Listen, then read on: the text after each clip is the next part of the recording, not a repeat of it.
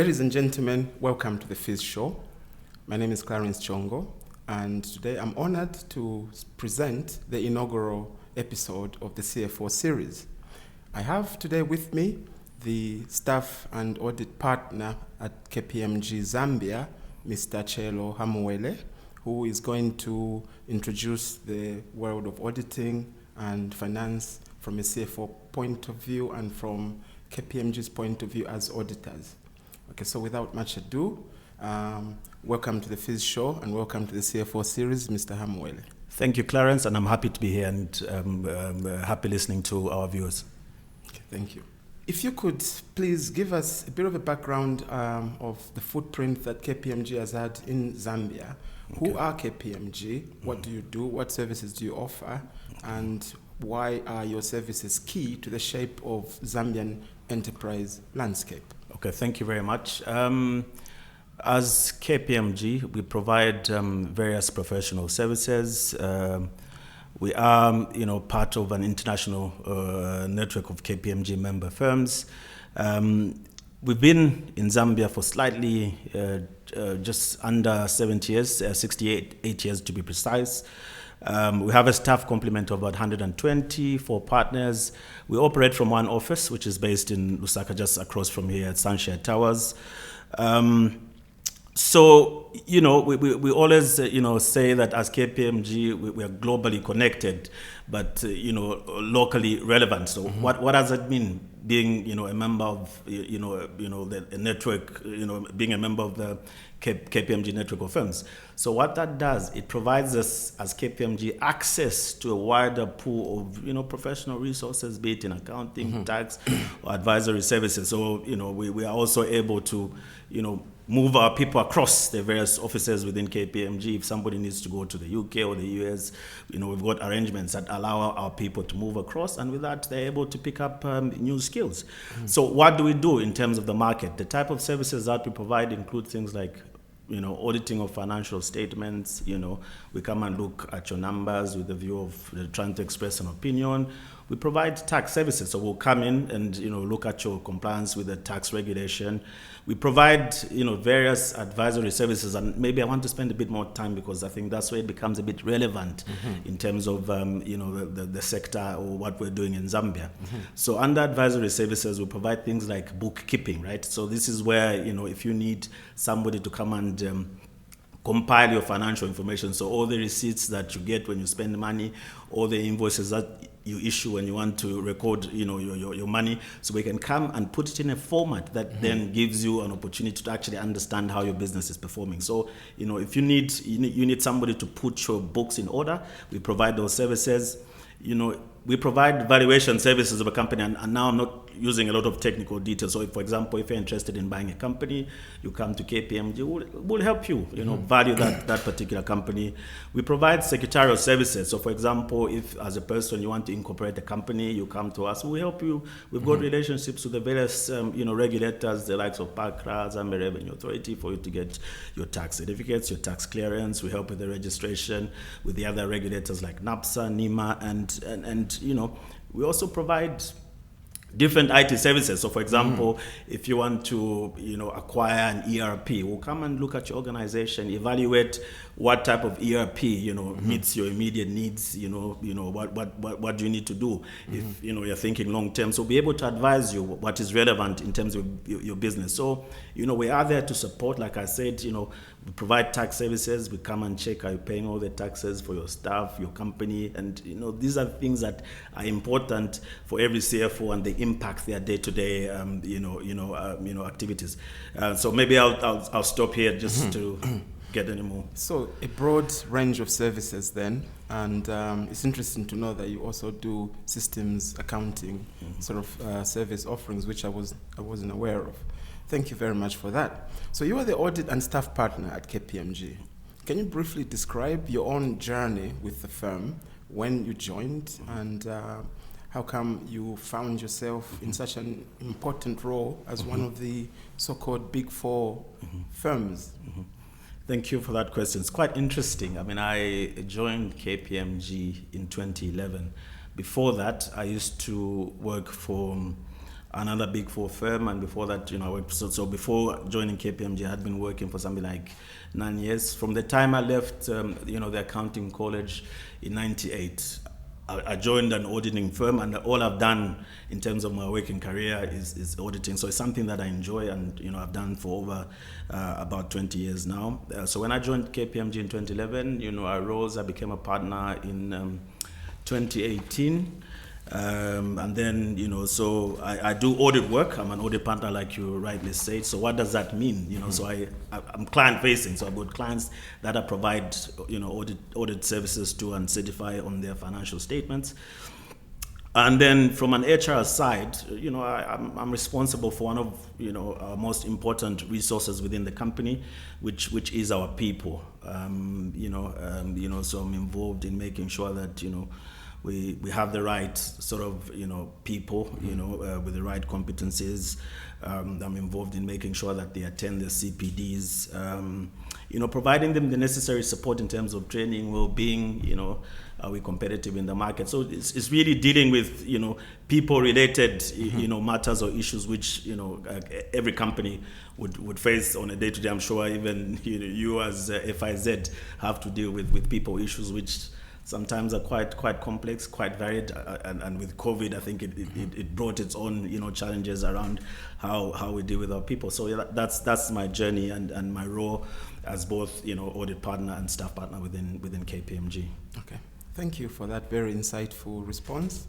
I now want to shift tack a little bit, and let's look at perhaps if you could share some insights into the current state of the Zambian economy and its impact on private enterprises, and particularly in relation to financial management and the role of CFOs in safeguarding that sphere. Okay. Yeah, no, very good question. So look, at the moment, a lot of us, operate within the Zambian economy and the broader, global economic, village, as it were. And I think, there's quite a lot of issues around, cost of living. Everybody is grappling with the high cost of living, be it in Zambia or even across, our neighbors in Europe. It's the same story, right? So that's an issue that, CFOs are dealing with, because we employ people who are being impacted by the high cost of living, which unfortunately has impacted our country. Things around, fluctuation of the currency. It's been quite volatile over the last sort of few months. Rates, yes. Yeah. So, how does that impact your planning? Zambia, we're an import-oriented country, and things like the exchange rate, for example, are quite key in terms of financial management. How do you plan when there's all this volatility? Elephant in the room, specific to Zambia as a country, debt restructuring. A lot of issues there. It's taken longer than would have loved for it to be concluded. We're hearing discussions around the fact that there's some sort of geopolitics that need to be dealt around the issue of debt restructuring. There's an issue of, with the coming of COVID, and, COVID was a very good disruptor. Now CFOs, across the world and globally, and I think it's also going to come to Zambia very soon, is, they're battling issues around remote working, right? So if you run a factory, remote working won't work. There is an argument. There is an argument now that, for example, quite a lot of these accounting functions can actually be done, from home. Do we have the necessary facilities to be able to function properly? That's a discussion that I think, as CFOs, you need to have with your people. Do you then plan around making that investment to allow your people to be able to work, remotely? Unemployment. We've got a fairly youthful population within Zambia. There is talk that's quite high. How does that then impact you as a CFO, a person that's involved in terms of strategy for the company? Though that feeds into recruitment plans. You need to think about how do you help. The bigger the company grows, the more people that you need. So the economy, when the economy is under distress, we all feel it, including those that have to deal with financial reporting of crunching the numbers like they say. So what's the impact, right? So when we're saying the cost of living, is high, that creates, cost pressures on CFOs. People come to their doors knocking, I want an increment because, the prices of, the goods, the usual basic things have gone up, How do you then as CFO, translate that into something tangible for your employees, for your customers? Because if you're going to, pay people more, somebody has to bear that cost. So how do you plan around that, right? When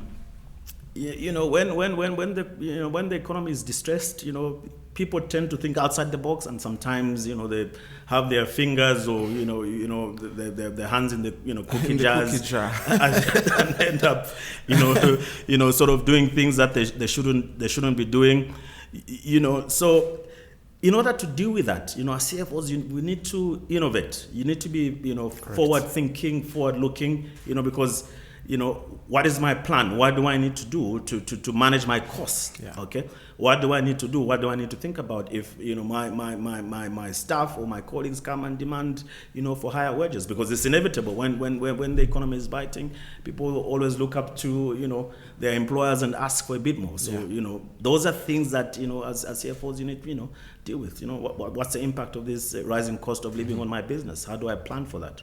Considering the prevailing economic conditions in Zambia, what are some of the key priorities and strategies that CFO should focus on to drive financial resilience and sustainability within their organizations? Right. Yeah. No. I did speak a lot about cost control. So that's very key. And I think for me, cost control is not something that we just need to focus on when the economy is not doing very well. Even when economies are doing very well, I think as CFOs we have a responsibility. So what is the cost from a business perspective? Okay, it's money coming out of a business, right? And it's coming out because you're trying to invest in something that hopefully is going to generate money that will come back into the business. And therefore, you always want to make sure that whatever is coming out is matched against what is coming in. So sometimes as CFOs we find ourselves in an unfortunate situation where your income or money coming in is less than what is going out. So you need to make sure that you're keeping your eye on costs, because life happens. Tomorrow, like I said, you might find yourself in a situation where there's more coming on than the money is coming in. So cost control is important. So you need to make sure that you're getting value for money, and always focus on making sure that you're looking at your costs. You need to, like I said, innovate. Yeah, you've got to be forward thinking. Most of us invest in this business for the long term. So you need to think, 5, 10, 15 years from now. Okay, what will this business look like? Okay, if I want it to be, for example, grow to a point where we get to listing on the Lusaka Stock Exchange, what do I need to be doing now, to ensure that, I achieve that long-term vision for the company? And, the CFO have a key responsibility around that, because they are the ones that manage the purse for the company. And if that is not managed very well, before you know it, things could go downhill quite quickly, including your company finding itself in financial problems, in distress. In distress, yes.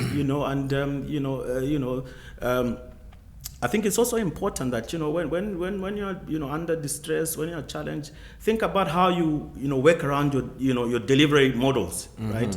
So do we need to change the way we are providing that good? Do we need to change the way we're providing that service? Again, it's just making sure that one, your product is competitive, it's the right quality, and giving value for giving value for money to your customers, and you're also getting the benefit that you need. Because at the end of the day, as CFOs, we also have a responsibility, because we look after the purse for the company. We need to give some sort of return to the investors in the business, who are the shareholders.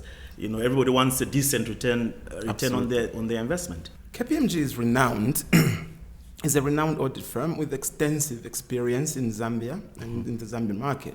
Could you provide some specific examples of the benefits of an audit to a company? Okay. Yeah. So maybe to answer that question, Clarence, I think it's important that maybe I give a very high level, definition of what an audit is. Okay. So an audit is where you bring, somebody who's a registered auditor to come and, examine your financial statements, okay, with a view of giving an opinion, okay. So when you're giving an opinion, you're basically saying, these financial statements have been prepared in accordance with certain rules or regulations. I'm trying to keep it very simple and maybe try and avoid the jargon that comes with. So it's basically me coming to give an independent, because that's a key word there. So that's a word that you need to underline. It's got to be somebody that is independent. Now, like I said, the view is to give an opinion. So what does that do?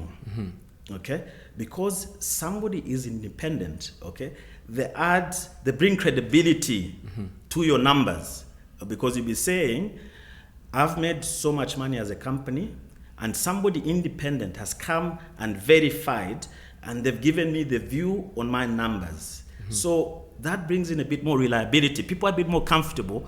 It's different. For example, Clarence, imagine your company, right?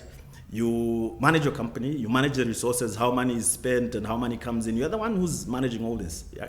And then you go and say, as the owner, I'm saying what I'm producing in terms of financial statements presents fairly, is okay. Yeah. People said, okay, he's got some interest in this business. How can he attest on his own numbers? And that's where, independence of an external auditor becomes key, because, it helps with the credibility. Okay, and it helps with investor confidence, because sometimes if you go to a bank, for example, you want to get a small loan or some sort of financing facility, they always ask, do you have audited financial statements? And so it's quite key. So the key there is independence, and for me to be your auditor, I should not have any interest in your business. Right? You don't, other than what you pay me, I'm not your employee. I do not have an equity stake, for example, in your business. So there's no interest, or even senior people within your organizations are not my relatives. So that is key for us. Okay? And you see, when we come into audit, one of the value adds is that we are required to understand your internal controls as part of the audit. Okay, so if we identify any weaknesses within your internal controls, we'll advise you against best practice. So that helps build and position your company for better things. So for me, the benefits of an audit are quite important, and it helps with track record, because you're trying to improve the way you manage the governance around your business. And when you're going to look for future funding or financing, it becomes easier to have a conversation. I'm sensing from your response that auditing is separate from the preparation of financial statements. And the reason I'm bringing this up is I see a lot of firms come up who purport to do an audit when in effect they're preparing statements on behalf of a client. Okay. So what I'm guessing from what you've responded is that there is that separation. The auditors do not prepare financial statements. Am I right? That's correct, Clarence. And remember, when I was talking about some of the things that we do as KPMG, we help with the bookkeeping, which could end up with the preparation of financial statements. Now, when you prepare those financial statements, it becomes a bit difficult to then come and attest to them, because you're the one who was involved in putting these numbers together. And that's why, as auditing firms, we have separate independent units that get involved in the preparation of financial statements, and we put what we call in business Chinese walls. So those that prepare are totally independent and separate from those that provide the audit, because the audit has to be independent. That's key for it to have credibility. So from your experience, what are some of the key attributes and capabilities that make an exceptional CFO in the Zambian context? Okay. So for you to be exceptional in anything, you need to, be somebody with a lot of integrity. I think that's key. Okay, you need to have the right competencies. Not anyone and everyone can be an accountant. I think there are rules. We've got the Accountants Act, and there are rules around this. You need to go through the technical training. You need to do your articles for you to qualify. So it's quite important that one has the barest minimum in terms of professional qualifications. They've got the experience, and anchored on that is integrity, because you hear a lot around accountants being caught up and being involved in things that don't help with the profession. So I think one, you've got to be competent, you've got to be disciplined, you've got to be, forward thinking, because the world is evolving quite quickly, So you need somebody who's agile. With COVID, we learned that things can change overnight. So you need somebody that's agile, somebody that understands what their role and responsibilities are, because you're the custodian of the financial resources of the company, and it's quite important that you understand and bring that value that the owners of the companies expect. In terms of developing talent and succession planning, how can CFOs ensure that they have a strong finance team that can effectively support the organization's goals and navigate the changing dynamics of the Zambian business landscape? Okay. Yeah, so in terms of succession planning, I think sometimes, we struggle, around that thing. And I think you raise an important point, because succession planning speaks to business continuity. Correct. Yeah, so if that CFO steps aside or something unfortunate happens to them, what happens to the business? It's got to continue, because, people are separate from the company, which has its own legal status. So in terms of succession planning, you need to be a bit more deliberate, right? You need to have a plan, a tool, where you can actually go in and plot. So, I'm CFO today as Clarence. Okay, if something happens to me, we have in our pipeline Cheelo Hamuwele, who's got these competencies, or if there's any gaps that need to be filled, for me to qualify for that position, this is the plan that we have in place. So my message around succession planning is just making sure that, one, you have a tool, okay? And then you need to ensure that the people that you put in that pipeline actually start working towards attaining those competencies that are required for them to fulfill, their responsibilities should they have an opportunity of actually becoming CFO. So things like CPD, for example, those are very key, because, like I keep saying, the world is moving and changing, evolving at a very, very fast pace. CPD, by the way, being continuous professional development. Okay. Exactly. So, you need to keep learning. You can't stop learning as a professional, because it is actually a requirement, that you demonstrate that you're always improving yourself. And things around CPD, for example, just making sure that you have regular appraisal and feedback sessions with people, because you see, when you have a dedicated system that you use to evaluate your people, then it becomes easier for you to plan and have a conversation. Like I said, if there's any gaps that come out of that process, then you can have an action plan to address those challenges that will then, allow that particular individual to actually, move into that role of CFO without any problem. So, there is quite a lot of things. So it's quite important that, as companies, as organizations, as CFOs, that, we're having those conversations with the people that look up to us, the people that we think, will be there when we're not there. So let's have conversations, let's mentor them, let's be deliberate, let's give them feedback in terms of what they need to be doing. I always say, to be a leader, you need to think about, producing other leaders. So, it's really just being deliberate and making sure that you're providing the necessary support, to your teams. So, thank you very much for that. And ladies and gentlemen, there you go then. You've heard it from the expert. This is the Audit and Staff Partner at KPMG, Mr. Cheelo Hamuwele. Thank you very much for attending this interview at the FIZ Show and being our guest at the inaugural series of the CFO Series on the FIZ Show.